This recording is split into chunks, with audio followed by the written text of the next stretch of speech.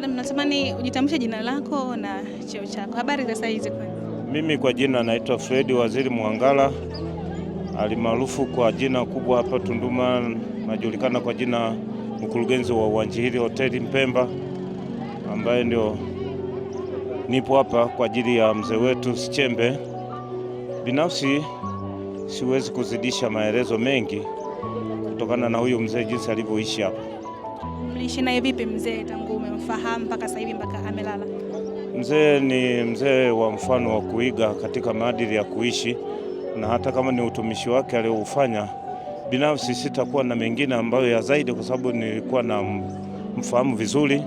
Ni mzee ambaye alikuwa hachagui mtu wa kuongea naye, hata itikadi za chama nini hakujionyesha kabisa kuwa yeye ni mlengwa namna gani zaidi.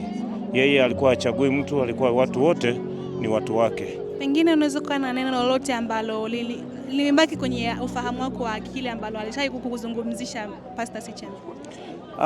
Kwa rekodi ya Pastor Sichembe, kwa kweli kuna rekodi moja ambayo binafsi mimi sijui kwa watu wengine. Huyu mzee ni kweli inaonyesha kuwa yeye sio mtaaluma kwa kwamba alienda shule, lakini alikuwa na kipaji kimoja, kipaji maarufu sana, kwa sababu Biblia aliimeza, ilikuwa kichwani vifungu. Yaani ashiki Biblia lakini unakuta anatiririka tu, anapiga neno mpaka vifungu, anakuambia fungua hivi na hivi. Kwa kweli hapana, Mungu alimjalia, alikuwa na kipaji.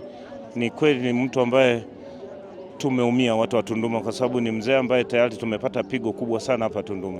Poleni sana. Asante sana. Basi asante sana, Mwenyezi Mungu awatie nguvu. Amina, amina.